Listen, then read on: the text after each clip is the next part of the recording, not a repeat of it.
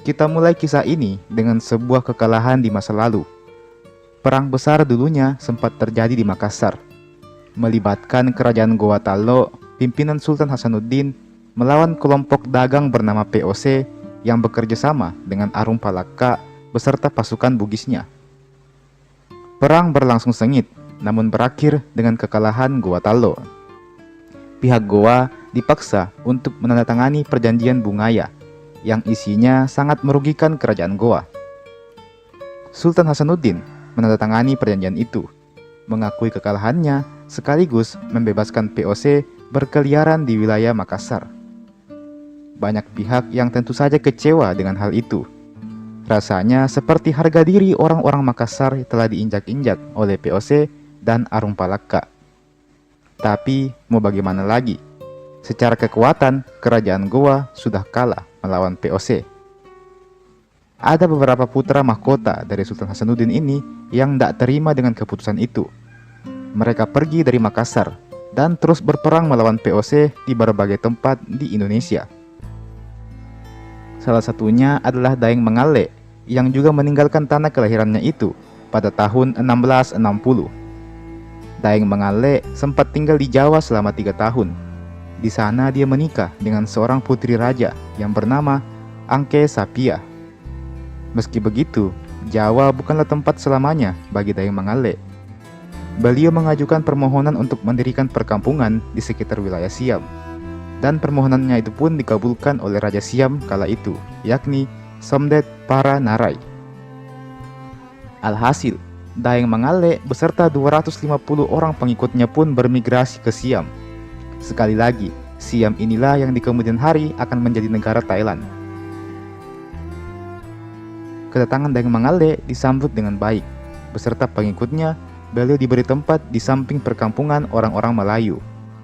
Di tempat ini berdirilah perkampungan orang-orang Makassar juga. Kehidupan berjalan dengan lancar, dikarenakan orang-orang Melayu juga beragama Islam. Maka orang-orang dari Makassar ini tidak begitu kesulitan untuk membangun relasi dengan tetangganya. Di sisi lain, ada juga orang-orang dari Minangkabau, Gujarat, dan sebagainya yang membangun relasi dengan orang-orang Makassar ini. Namun layaknya cerita di film-film, kehidupan yang lancar ini tidak berlangsung selamanya. Semua berubah semenjak kehadiran Konstantin Paulkon, seorang wakil kongsi dagang dari Inggris atau East Indies Company. Kehadiran orang-orang dari Inggris ini mulai mempengaruhi strata politik di wilayah Siam, dan tentu saja menimbulkan kekhawatiran bagi orang-orang yang menetap di wilayah tersebut. By the way, nama kerajaan tempat Daeng Mangale dan kawan-kawan bermukim adalah Kerajaan Ayutthaya. Di Kerajaan Ayutthaya ini, semakin banyak serdadu dari Eropa yang datang ke wilayah kerajaan, dan menjadikan suasana pun jadi semakin kurang kondusif. Banyaknya orang-orang Eropa dalam Kerajaan Ayutthaya ini membuat orang-orang pendatang, termasuk Daeng Mangale, ikut gusar. Apalagi, ada rumor kalau Raja Ayutthaya ini akan segera dikristenkan. Jika sampai terjadi, besar kemungkinan kelompok Muslim akan diperbudak oleh orang-orang Eropa. Pemberontakan terjadi di tahun 1685. Kelompok orang-orang Melayu, Persia, dan Champa, serta sebagian dari kerajaan Ayutthaya yang menolak orang-orang Eropa melakukan penyerangan kepada orang-orang Eropa. Pemberontakan ini sampai ke telinga raja, dan para pelaku pemberontakan ini kemudian dihakimi. Kelompok Melayu, Champa, dan lain-lain meminta maaf atas hal itu, dan permohonan maaf mereka pun diterima oleh sang raja. Di satu sisi, Daeng Mangale beserta pengikutnya menolak meminta maaf. Mengapa? Karena memang orang-orang Makassar ini tidak ikut terlibat dalam rencana pemberontakan tersebut. Hanya saja, Daeng Mangale memang sudah tahu akan rencana itu, dan dia lebih memilih untuk diam saja dan tidak segera melaporkannya kepada sang raja. Alhasil, terjadilah konflik di sini. Mengapa Daeng Mangale tidak melaporkan rencana itu? Dikarenakan Daeng Mangale sudah menganggap orang-orang Melayu dan Champa itu sebagai sahabatnya, dan beliau tidak mau melaporkan sahabat-sahabatnya itu. Daeng Mangale berbagaimanapun adalah seorang putra Raja Goa. Beliau memegang prinsip Siri Napace. Beliau tidak akan jadi pengecut dan mengkhianati orang-orang yang sudah menolongnya. Di sisi lain, beliau juga merasa berutang budi kepada Raja Ayutthaya karena sudah mengizinkannya untuk tinggal di wilayahnya. Jadinya Daeng Mangale memang mengalami dilema di sini. Dan pada akhirnya beliau memilih untuk mendiamkan saja hal itu, karena baginya mungkin itulah kesimpulan yang terbaik. Alhasil karena hal itu, selama 2 pekan berikutnya, perkampungan orang-orang Makassar ini dikepung oleh tentara dari Siam dan juga Eropa. Beberapa orang Makassar ini mencoba melarikan diri, namun dihentikan pula pelariannya. Karena merasa sudah tidak ada kedamaian lagi yang tercipta, maka perang pun akhirnya meletus juga. Orang-orang Makassar yang hanya tersisa 47 orang saja, termasuk Daeng Mangale, bertarung melawan 700 orang serdadu Eropa. Hebatnya lagi, orang-orang Makassar ini hanya bermodalkan tombak dan badik saja, dan serdadu Eropa ini memakai senjata lengkap. Dan orang-orang Makassar ini justru mampu memberikan perlawanan sengit sampai membuat serdadu Eropa ini ketakutan. Pasukan Siam dan Eropa berkali-kali mundur karena kalah di medan perang, meskipun jumlah mereka lebih banyak. Bagi Daeng Mangale, perang ini adalah perang mempertahankan harga diri, bukan lagi soal menang, tapi semata-mata karena rasa sakit yang dideritanya, karena disalahkan atas perbuatan yang bahkan tidak mereka lakukan. Alhasil, setelah 3 pekan berperang, orang-orang Makassar ini pun gugur satu persatu. Daeng Mangale menderita 5 tusukan tombak dan 1 buah tembakan senapan bersarang di lengannya. Beliau sempat membunuh seorang petinggi tentara Inggris sebelum akhirnya beliau juga jatuh dan tewas terkapar. Sepeninggal orang-orang Makassar ini, kampung tersebut pada akhirnya tetap diberi nama Makassan, yang sampai saat ini masih bisa kita jumpai lokasinya di salah satu wilayah di kota Bangkok, Thailand. Tempat itulah yang menjadi saksi bisu dari pertarungan brutal orang-orang Makassar melawan pasukan Siam dan juga serdadu Eropa, sekaligus menjadi bukti dari jejak peninggalan orang-orang Makassar di Siam atau Thailand.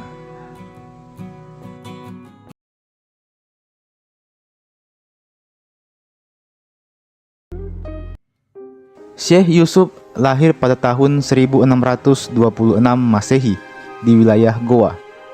Beliau berasal dari keluarga bangsawan. Ayahnya bernama Galarang Moncongloe, seorang pejabat kerajaan. Sementara ibunya bernama Siti Aminah, yang konon masih memiliki darah campuran antara bangsawan lokal dan keturunan Arab.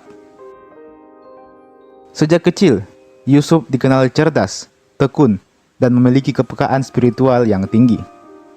Ketika usianya masih belasan tahun, ia sudah mempelajari Al-Quran, fikih, dan tasawuf dari ulama-ulama di Sulawesi Selatan. Namun jiwanya yang haus akan ilmu pengetahuan tak puas sampai di situ. Ia meninggalkan kampung halamannya untuk menuntut ilmu ke tanah Jawa, kemudian ke Banten, dan akhirnya melanjutkan perjalanan spiritualnya hingga ke Mekah dan Madinah.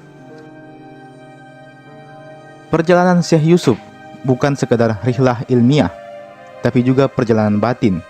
Di Mekah, ia berguru kepada ulama besar dan mendapatkan ijazah dalam berbagai bidang, seperti tarekat Halwatiyah, Qadiriyah, dan Nasabandiyah. Dari sanalah ia mendapatkan gelar Syekh Yusuf Tajul Halwati, yang artinya mahkota bagi kaum sufi. Sekembalinya dari Tanah Suci, Yusuf tidak hanya membawa ilmu agama, tapi juga semangat pembebasan. Ia tinggal di Banten dan menjadi penasehat spiritual Sultan Ageng Tirtayasa. Di bawah bimbingan sang Sultan, Yusuf ikut berjuang melawan penjajahan Belanda. Namun perjuangannya membuat Belanda geram. Ia kemudian diburu, ditangkap, dan akhirnya diasingkan ke Sri Lanka dan kemudian ke Afrika Selatan. Di tanah pengasingan, Syekh Yusuf tak kehilangan sinar dakwahnya. Ia mengajarkan Islam kepada penduduk setempat dengan penuh cinta dan kedamaian. Orang-orang di Cape Town mengenalnya sebagai Tuan Guru dari Makassar. seorang yang bijak, rendah hati, dan penuh karisma. Dan hingga kini, makamnya di Afrika Selatan menjadi salah satu situs spiritual yang paling dihormati. Namun di balik kebesaran nama Syekh Yusuf, ada satu kisah mistis yang selalu hidup dalam bisik-bisik masyarakat di Sulawesi Selatan, yaitu keyakinan bahwa Syekh Yusuf adalah keturunan dari Nabi Khidir, sang nabi misterius yang disebut dalam Al-Quran sebagai penjaga rahasia ilmu Allah Subhanahu wa Ta'ala. Teori ini muncul karena banyak kesamaan antara kisah hidup Syekh Yusuf dan juga sosok Nabi Khidir. Keduanya sama-sama dikenal sebagai pengembara, pembimbing rohani, dan penjaga ilmu hikmah. Beberapa murid Syekh Yusuf bahkan meyakini bahwa ilmu kebatinannya berasal dari ilham Khidiriyah, yakni ilham yang datang langsung dari ruh Nabi Khidir. Selain itu, catatan lama dalam tradisi lisan Bugis Makassar menyebutkan bahwa Syekh Yusuf sering menghilang untuk beruslah, bertapa, dan berdiam diri di tempat sunyi, lalu muncul kembali dengan aura yang berbeda. Kisah-kisah ini membuat masyarakat percaya bahwa beliau mungkin memiliki hubungan langsung dengan dunia gaib yang suci. Beberapa ulama lokal juga menulis bahwa garis keturunan Syekh Yusuf bisa ditelusuri hingga ke Sayyidina Hasan bin Ali, cucu Nabi Muhammad SAW. Namun, karena dalam ajaran tasawuf, Nabi Khidir dianggap sebagai simbol ilmu sejati, maka banyak murid Syekh Yusuf yang memaknai bahwa istilah keturunan Khidir bukan secara darah, tetapi secara rohani, bahwa Yusuf adalah penerus jalan dari dakwah Nabi Khidir, membawa hikmah dan rahasia Tuhan. Dalam ajarannya, Syekh Yusuf selalu menekankan 3 hal penting: zikir, ilmu, dan amal. Baginya, seorang muslim sejati bukan hanya rajin beribadah, tapi juga harus aktif memperbaiki masyarakat dan melawan kezaliman. Ilmu tanpa amal bagaikan pohon tanpa buah. Begitu pesan yang sering dia sampaikan. Ia mengajarkan tarekat Khalwatiyah sebagai jalan untuk mendekatkan diri kepada Allah Subhanahu wa Ta'ala. Namun tarekat Persis Syekh Yusuf bukanlah jalan untuk lari dari dunia, melainkan jalan untuk menghadirkan Tuhan di tengah kehidupan. Ia menolak paham fatalistik dan mengajarkan bahwa tasawuf sejati harus melahirkan keberanian dan tanggung jawab sosial. Karena itulah, Syekh Yusuf dikenal bukan hanya sebagai sufi, tapi juga sebagai pejuang kemerdekaan spiritual dan politik. Ia menulis banyak karya seperti Sapinatun Najah, Al-Barakat As-Sailaniyah, dan Taj As-Salatin yang berisi panduan hidup, sufi, etika, dan perjuangan melawan penindasan. Bahkan dalam pengasingannya di Afrika, ajarannya melahirkan generasi muslim yang kuat dan beradab. Mereka menjadikan Islam bukan sekadar ritual, tetapi kekuatan moral untuk melawan penjajahan dan ketidakadilan. Jejak ajaran Yusuf hingga kini masih hidup di Cape Town dan juga di tanah kelahirannya di Goa. Kita kembali ke teori keturunan Nabi Khidir. Sebagian peneliti modern memandangnya sebagai simbolisasi spiritual, bukan fakta genealogis. Menurut mereka, masyarakat tradisional Sulawesi menggunakan mitos tersebut sebagai cara untuk memuliakan sosok Syekh Yusuf, menempatkannya di antara dunia manusia dan dunia para wali. Namun, tak sedikit pula yang meyakini bahwa Syekh Yusuf memang memiliki karomah luar biasa yang sulit dijelaskan dengan logika biasa. Beberapa catatan Belanda bahkan mencatat bahwa Syekh Yusuf adalah tahanan yang tak pernah kehilangan wibawa meski dalam rantai. Mereka menggambarkan aura yang terpancar dari dirinya sebagai sesuatu yang menenangkan sekaligus menakutkan. Dalam pandangan masyarakat Goa hingga kini, Syekh Yusuf bukan hanya pahlawan nasional, tapi juga wali penjaga tanah Sulawesi. Banyak peziarah datang ke makamnya di Lakiung untuk memohon berkah dan mengingat perjuangannya. Mereka percaya semangat Syekh Yusuf masih menjaga ketenangan dan kesejahteraan negeri ini. Mitos tentang keturunan Nabi Khidir pun kini menjadi bagian dari keagungan cerita rakyat Sulawesi. Ia bukan sekadar legenda, melainkan sebuah simbol bahwa dari tanah Makassar pernah lahir seorang manusia yang menembus batas dunia fisik dan spiritual.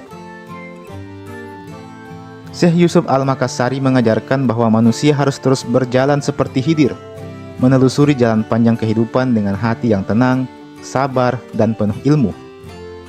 Ia mengingatkan bahwa cahaya Tuhan bisa ditemukan bukan di langit, tapi dalam hati manusia yang bersih dan juga yang tulus.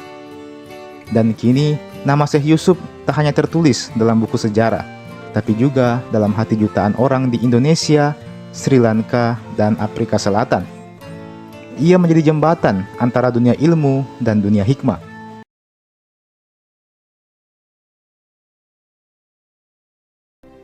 Emmy Sailan adalah salah satu pejuang wanita asal Sulawesi Selatan yang turut serta berjuang dalam mempertahankan Republik Indonesia kala itu. Beliau berprofesi sebagai seorang perawat. Meski begitu, beliau banyak berkontribusi dalam perjuangan melawan penjajah. Salah satunya adalah pada tahun 1946 silam, kala di mana Indonesia telah memproklamasikan kemerdekaannya. Pada masa itu, terjadi agresi militer Belanda yang dimulai dari tahun 1945 hingga 1949. Menanggapi Belanda yang ingin kembali menjajah Indonesia, maka dibentuklah laskar-laskar pejuang di seluruh Indonesia kala itu. Salah satunya di wilayah Makassar. Emmy sendiri bergabung dengan Laskar Pemberontak Rakyat Indonesia Sulawesi yang disingkat LAPRIS. Laskar ini berada di bawah komando Ranggong Daeng Romo. Meskipun berprofesi sebagai perawat, namun bentuk perlawanan Emmy ini bermacam-macam. Mulai dari terjun langsung ke medan perang, menjadi tenaga medis, menjadi mata-mata, membantu mempersiapkan alat perang, dan masih banyak lagi. Salah satu peristiwa yang populer kala itu bernama pemogokan Stella Maris, yang mana aksi ini dilakukan sebagai bentuk protes akibat ditangkapnya Gubernur Sulawesi Selatan kala itu, Sam Ratulangi. Emmy Sailan sendiri adalah seorang wanita yang lahir di Malangke Barat pada tanggal 15 Oktober 1924 silam. Beliau bernama asli Salma Soehartini Sailan. Adapun nama Emmy Sailan adalah nama panggilannya sejak kecil. Selain dipanggil Emmy, beliau juga dipanggil Daeng Kebo. Hal ini merujuk pada warna kulitnya yang berwarna putih. Selain itu, Emmy juga kadang dipanggil Daeng Karo, yang mana Daeng Karo ini adalah nama samaran yang disematkan ke beliau.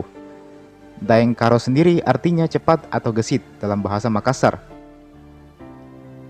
Emmy sendiri berasal dari keluarga yang bisa dibilang cukup mapan. Keluarganya termasuk golongan berada pada waktu itu. Kendati demikian, masa kecil Emmy dihabiskan bermain dengan anak-anak yang berasal dari kaum yang kurang berada. Hal inilah yang mungkin menjadikan Emmy tumbuh sebagai sosok rendah hati yang tidak pernah membeda-bedakan temannya. Dia juga menjadi pribadi yang sederhana. Emmy memiliki beberapa saudara, salah satunya adalah Maulwi Sailan, yang kemudian akan menjadi pengawal setia Bung Karno.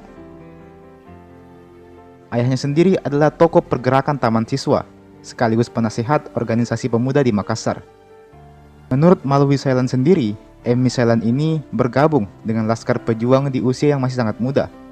Di usia yang terbilang remaja itu, harusnya Emmy memilih untuk berlindung saja bersama dengan anak-anak perempuan lainnya. Namun, Emmy sendiri menolak hal itu dan memutuskan untuk bergabung ke dalam medan perang pertempuran yang dipenuhi mara bahaya. Kala itu, Laskar Pejuang Harimau Indonesia sedang bersiap untuk menghadapi serangan Belanda. Maulwi Sailan yang juga telah bergabung ke dalam laskar tersebut ditugaskan untuk menjemput kakaknya yang berada di wilayah Polom Bangkeng. Peran Emmy di sini sangat krusial karena dia adalah pemimpin dari kelompok medis Palang Merah. Namun sayang, Maulwi gagal menjemput Emmy. Emmy yang memang agak tidak sabaran ini memutuskan untuk terjun duluan ke Makassar. Meski demikian, Maulwi tetap berhasil menemui Emmy yang memang sudah tiba duluan di Makassar. Puncaknya ada pada 23 Januari 1947. Emmy menjadi pemimpin dari 40 orang pasukan yang bertempur di kampung Kasih-Kasih. Dari 40 orang itu, hanya sebagian saja yang memegang senjata api. Selebihnya hanya bermodal senjata tradisional saja. Walter Munginsidi adalah sosok yang memimpin langsung pergerakan ini.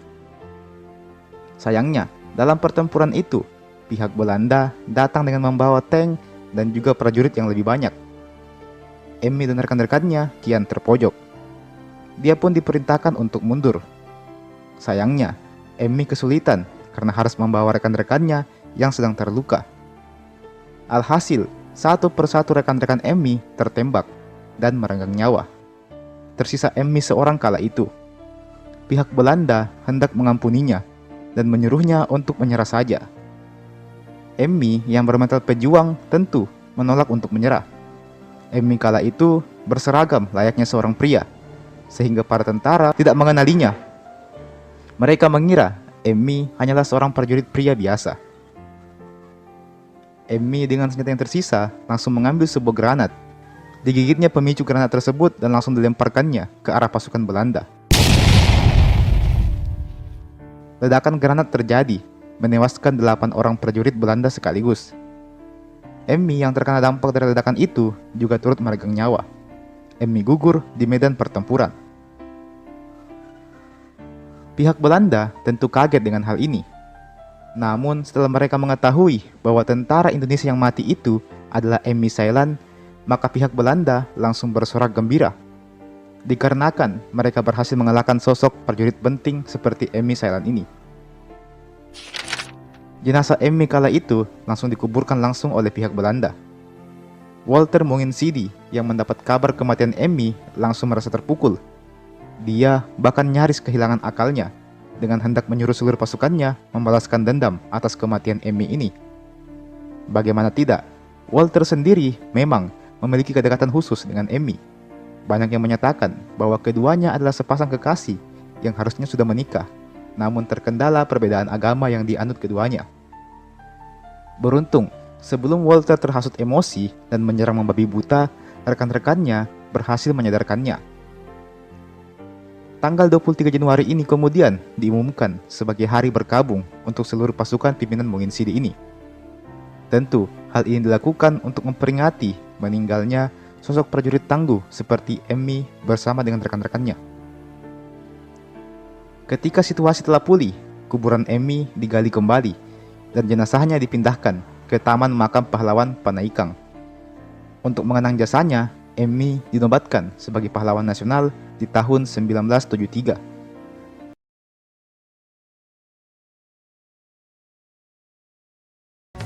Sultan Hasanuddin lahir di Goa pada tahun 1631 dengan nama lengkap I Malombasi Daeng Matawang Karaeng Bonto Mangape Sultan Hasanuddin Tumenanga Riballa Pangkana.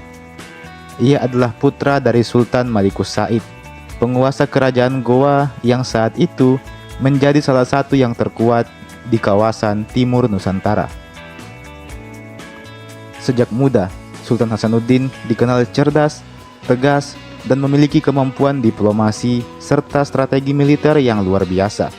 Ia dibesarkan di tengah situasi politik yang tegang, saat kekuatan kolonial Belanda mulai menancapkan pengaruhnya di Sulawesi Selatan melalui jalur perdagangan rempah-rempah dan juga aliansi politik. Ketika ayahnya wafat pada tahun 1653, Sultan Hasanuddin naik tahta dan melanjutkan cita-cita besar Goa, yaitu membangun kekuasaan maritim yang kuat dan menolak dominasi asing.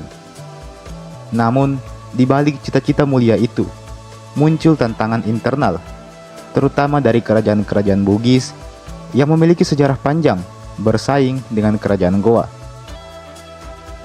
Sebagai sultan muda, Sultan Hasanuddin melihat stabilitas kawasan sebagai kunci kekuatan melawan Belanda. Ia berupaya mempersatukan kerajaan-kerajaan di Sulawesi Selatan di bawah pengaruh kekuasaan Goa. Namun cara yang ditempuhnya seringkali keras, bahkan dianggap menindas oleh sebagian kalangan Bugis.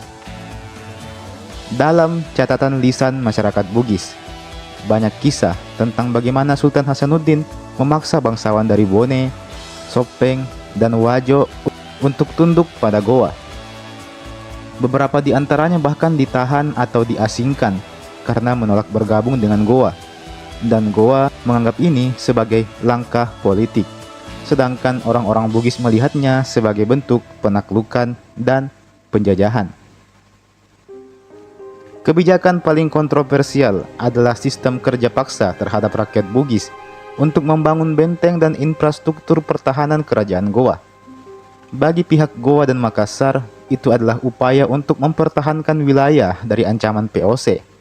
Namun bagi banyak orang Bugis, itu adalah bentuk pemaksaan yang melukai harga diri mereka sebagai masyarakat yang merdeka. Jadi sampai sini kita bisa tahu bahwa ini adalah kebijakan yang serba salah. Seorang penutur Bugis dari Sopeng dalam catatan kolonial Belanda abad ke-17 menggambarkan bahwa kami bekerja bukan untuk tanah kami, tapi untuk benteng mereka. Kalimat itu menjadi simbol luka yang masih diingat di sebagian wilayah Bugis hingga hari ini. Sedangkan dari sudut pandang orang-orang Makassar, Sultan Hasanuddin tak pernah melihat tindakannya sebagai bentuk penindasan. Ia meyakini bahwa hanya dengan kekuatan yang terpusat, maka rakyat di seluruh Sulawesi Selatan bisa bertahan dari cengkraman Belanda. Persatuan, meski dipaksakan, dianggap lebih baik daripada kehancuran di bawah penjajahan. Dalam rapat-rapat istana, Sultan Hasanuddin juga sering mengingatkan kepada para bangsawan Goa bahwa Belanda tidak datang membawa kedamaian. Mereka datang membawa rantai. Kalimat itu menggambarkan keyakinannya bahwa waktu untuk berdebat sudah selesai dan tindakan keras adalah satu-satunya jalan untuk bertahan. Namun kebijakan ini menciptakan jurang ketidakpercayaan. Kerajaan Bone di bawah Arung Palaka menjadi pihak yang paling keras menentang dominasi kerajaan Goa kala itu. Konflik pun tak terhindarkan, bukan hanya antara Goa dan Belanda, tetapi juga antara Goa dan Bugis itu sendiri. Jadi pihak kerajaan Goa menghadapi musuh di luar dan di dalam. Ketika Arung Palaka melarikan diri ke wilayah Buton, ia membawa dendam mendalam terhadap kerajaan Goa.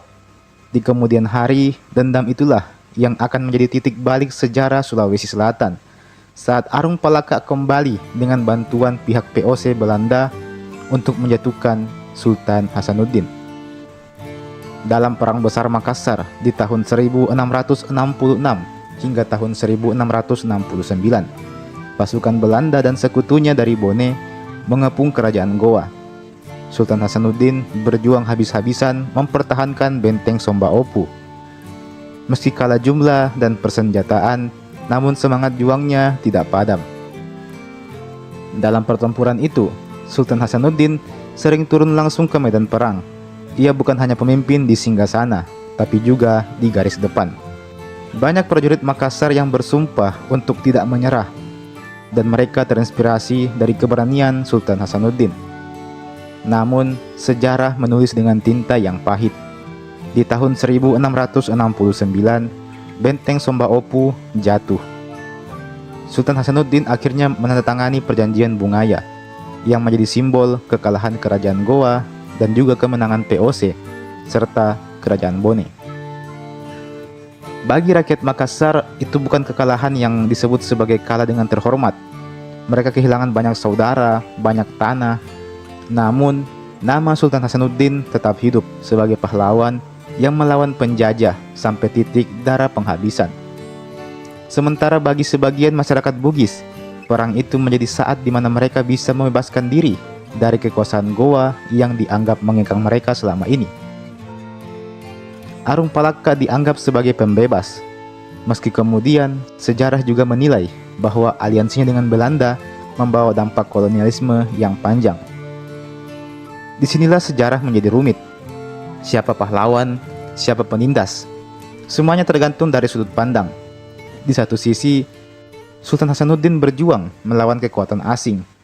Di sisi lain, ia menerapkan kekuasaan yang keras terhadap bangsa serumpunnya. Beberapa sejarawan Bugis menilai Sultan Hasanuddin sebagai sosok yang gagal memahami konsep ade atau harga diri dalam masyarakat Bugis, yang tak bisa ditundukkan oleh kekuatan semata. Ia lebih melihat wilayah Bugis sebagai bagian dari strategi politik, bukan sebagai mitra yang sejajar. Namun tentu saja, sejarawan Makassar membela bahwa tanpa langkah keras, maka Sulawesi Selatan akan lebih cepat jatuh ke tangan POC. Ia berusaha mempertahankan kedaulatan lokal dengan cara yang dianggap paling efektif di zamannya, yaitu kekerasan. Sultan Hasanuddin wafat pada tahun 1670, hanya setahun setelah kejatuhan Kerajaan Goa. Ia dimakamkan di Katangka, dan bagi rakyat Makassar, ia dikenang sebagai sultan terakhir yang berani menantang kekuasaan asing secara terbuka. Tahun 1973, pemerintah Indonesia menganugerahkan gelar pahlawan nasional kepada Sultan Hasanuddin. Gelar itu dimaksudkan untuk menghormati perjuangannya melawan penjajahan, bukan untuk menilai kebijakan internalnya secara mutlak seluruhnya. Namun di balik penghargaan itu, diskusi sejarah tetap hidup. Banyak akademisi dan budayawan Bugis Makassar berdebat, apakah kepemimpinannya layak disebut sebagai pahlawan bagi seluruh Sulawesi Selatan atau hanya bagi sebagian saja. Jawabannya mungkin terletak di antara keduanya. Sultan Hasanuddin adalah manusia yang hidup dalam zaman perang dan ketidakpastian. Ia mengambil keputusan berdasarkan keyakinan bahwa kekuatan adalah kunci untuk bertahan hidup. Dalam keyakinannya itu, ia mencintai tanahnya, meski caranya melukai sebagian besar saudaranya sendiri. Maka apakah Sultan Hasanuddin layak disebut sebagai pahlawan nasional?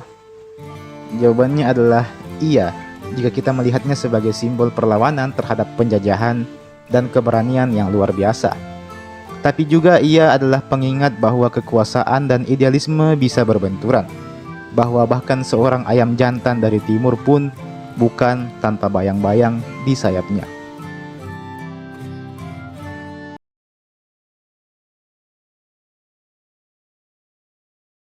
Silahkan mendengarkan kisah ini sambil beraktivitas. Karaeng Galesong lahir pada tanggal 29 Maret tahun 1655 dengan nama asli I Manin Rori. Beliau adalah putra dari Sultan Hasanuddin dengan istri keempatnya yang bernama I Hatijah Ilomo Tobo. Ketika beliau mulai beranjak dewasa, Sultan Hasanuddin selaku ayahnya mulai menyadari bakat kepemimpinan yang dimiliki oleh anaknya, sehingga beliau pun memberikannya nama Karaeng Galesong. Dan sejak saat itulah kisah heroik beliau bermula. Ketika benteng Somba Opu, sebuah benteng yang digadang-gadang sebagai benteng terkuat di Sulawesi Selatan ini berhasil dihancurkan oleh pihak Belanda, masyarakat di Kerajaan Goa mulai saling mencurigai satu sama lain. Masyarakat yang dulunya dikenal ramah dan selalu akrab saling sapa apabila berpapasan menjadi saling curiga satu sama lain. Di malam hari, pihak POC Belanda melancarkan aksinya. Siapa saja warga yang didapatinya keluar malam hari akan ditangkap oleh pihak Belanda. Hal ini mengakibatkan suasana yang sangat mencekam di Kerajaan Goa kala itu. Kala peristiwa ini terjadi, Karaeng Galesong masihlah berusia sangat muda. Beliau kemana-mana selalu dikawal oleh 4 orang pengawalnya yang setia. Mereka bernama Daeng Kule, Daeng Jallo, Daeng Bambang, dan Daeng Anging. Beliau memang telah sering terjun ke medan perang kala itu, sekalipun usianya masih sangatlah muda. Beliau dikenal sebagai ahli strategi dan panglima perang yang sangat berbakat. Karaeng Galesong juga dikenal sangat mempercayai 4 orang pengawalnya tersebut. Pada suatu sore, mereka berlima sedang duduk bersila di sebuah rumah. Mereka tampak sedang berbincang-bincang mengenai situasi yang ada saat ini. Dengan kerendahan hatinya, Karaeng Galesong meminta pendapat kepada para pengawalnya. Daeng Jallo menyarankan untuk tetap bertempur melawan Belanda. Sementara Daeng Anging ingin tetap mengikuti kesepakatan Sombaya yang telah disepakati oleh Sultan Hasanuddin dan pihak POC. Sementara itu, Daeng Kule dan Bambang ingin mengikuti jejak para Karaeng lainnya yang pergi meninggalkan Goa, seperti Karaeng Cati, Karaeng Popo, dan Karaeng Mangalle yang pergi untuk berperang melawan POC. Akhirnya, Karaeng Galesong pun mengambil keputusan bahwa dia akan pergi ke kerajaan Mataram. Namun, hal ini menimbulkan beberapa kekhawatiran di antara para pengawal, dikarenakan kerajaan Mataram yang sekarang telah berganti pemimpin dan telah memilih untuk bekerja sama dengan POC.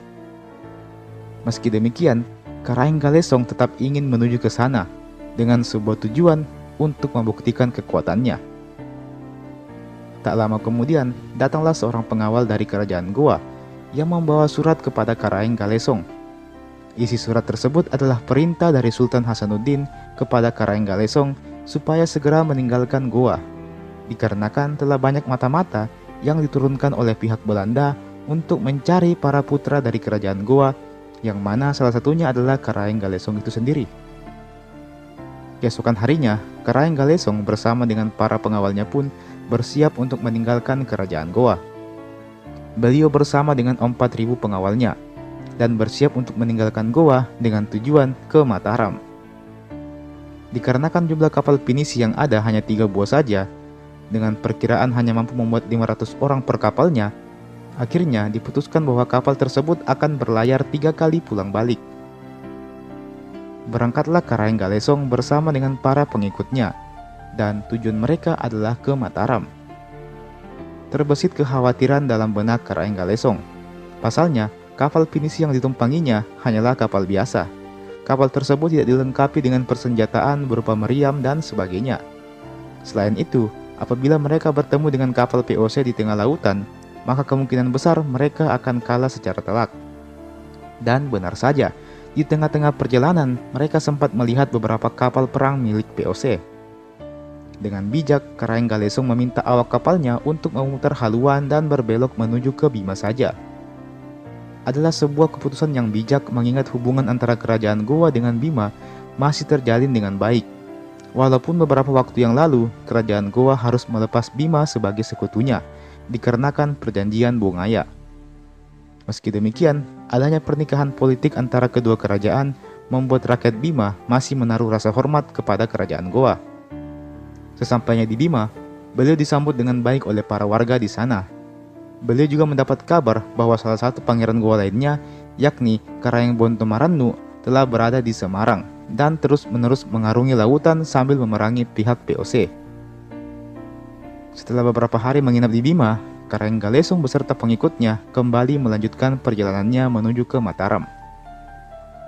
Sesampainya Karaeng Galesong dan rombongan di Mataram, dia disambut dengan kehadiran seseorang yang bernama Daeng Rongkasi.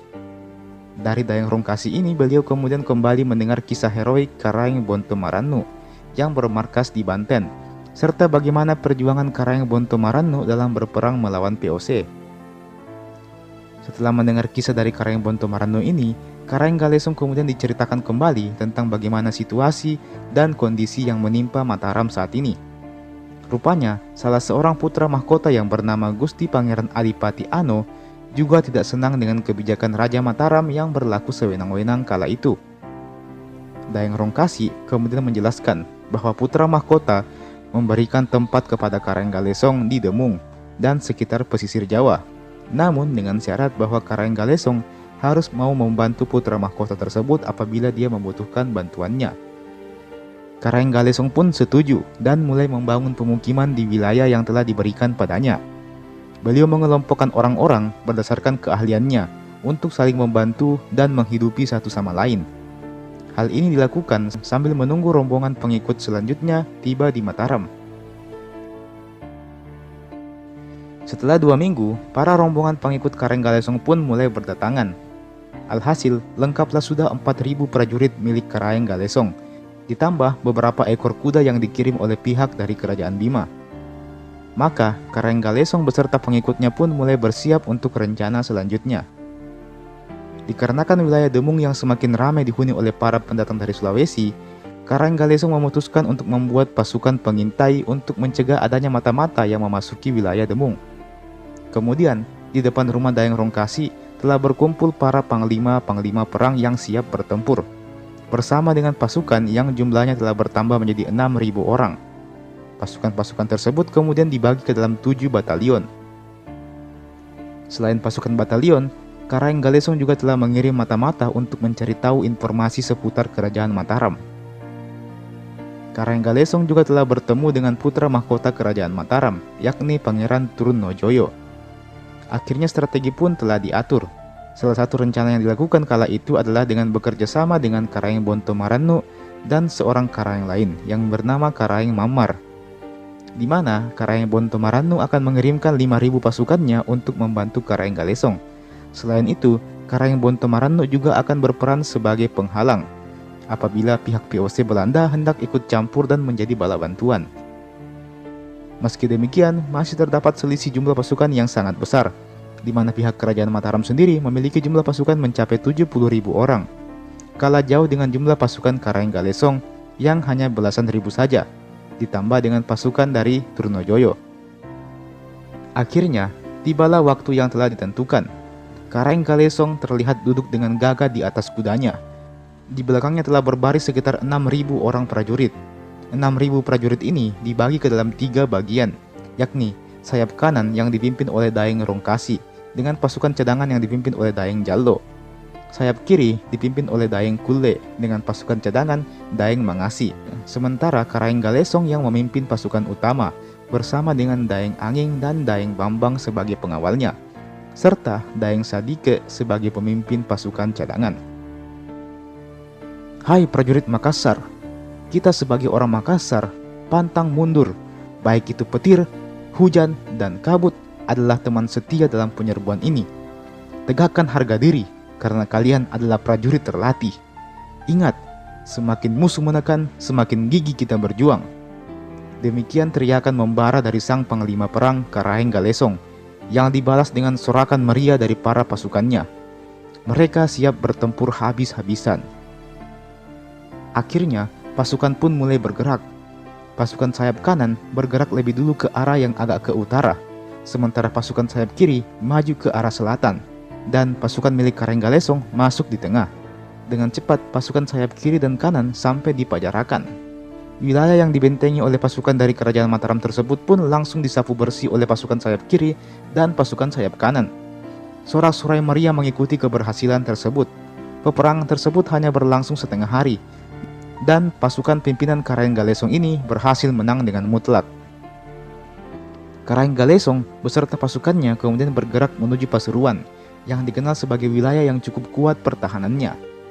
Para pengikutnya yang mengalami luka-luka diperintahkan untuk tinggal terlebih dahulu, dan boleh menyusul apabila rasa sakitnya sudah mulai menghilang.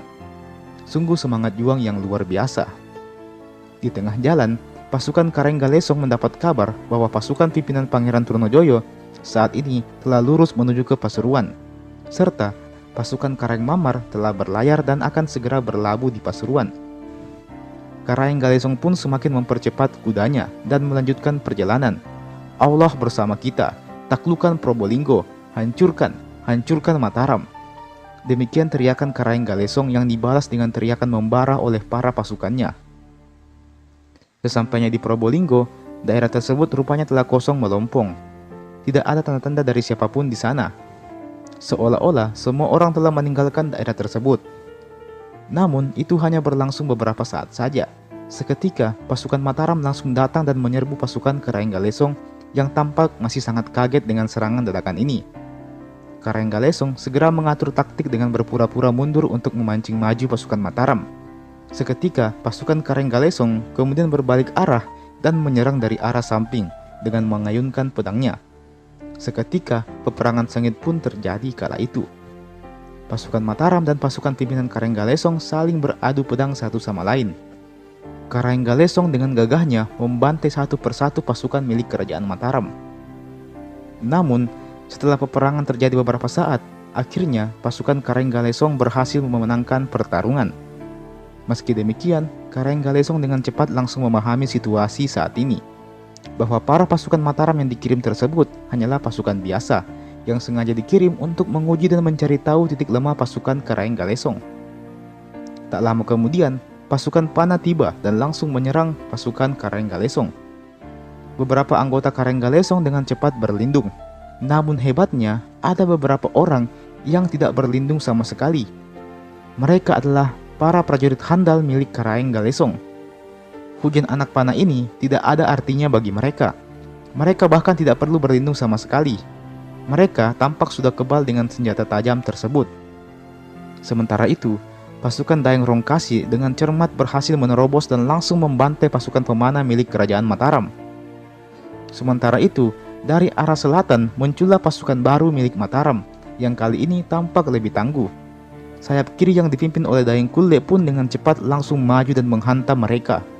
Dan meskipun harus dengan susah payah, akhirnya sayap kanan dan sayap kiri berhasil memenangkan pertempurannya masing-masing.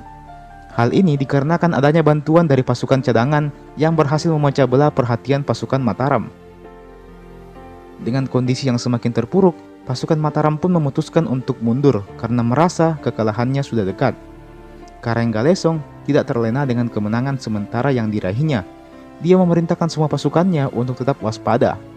Dan benar saja, di sore hari, pasukan Mataram kembali datang dan menyerang. Pasukan Mataram beranggapan bahwa pihak Karaeng Galesong telah larut dalam kemenangannya. Namun ternyata tidak. Perang pun kembali pecah. Inilah puncak perang yang terjadi di Probolinggo. Perang berlangsung sengit. Namun, berkat kegigihan para pengikut Karaeng Galesong, mereka pun berhasil memenangkan pertarungan. Setelah itu, mereka juga berhasil menduduki 4 buah pelabuhan laut. Dalam kisah ini kemudian diceritakan bagaimana Karaeng Galesong beserta pengikutnya berhasil menduduki sebagian wilayah Pulau Jawa. Utamanya, setelah pasukan dari Pangeran Trunojoyo dan Karaeng Mamar ikut membantu dan menjadi aliansi. Namun di tahun 1676, musuh lama mereka kembali datang. Ya, mereka adalah POC Belanda yang kembali berhasil menduduki wilayah Jawa dan memaksa Karaeng Galesong melarikan diri ke Madura.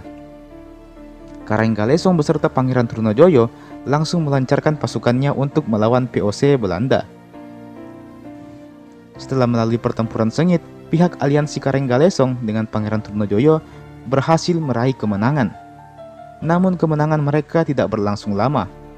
Adanya perselisihan antara Karaeng Galesong dengan Pangeran Trunojoyo mengakibatkan keduanya resmi mengakhiri aliansinya. Alhasil, Pangeran Trunojoyo berperang sendiri melawan POC tanpa bantuan dari Karaeng Galesong. Dalam pertempuran tersebut, pasukan Trunojoyo berhasil ditaklukkan. Kala itu, Karaeng Galesong juga sempat memihak ke POC Mataram. Namun hal tersebut tidak berlangsung lama. Pada bulan Oktober 1679, tentara POC berhasil mengepung benteng milik pasukan Karaeng Galesong.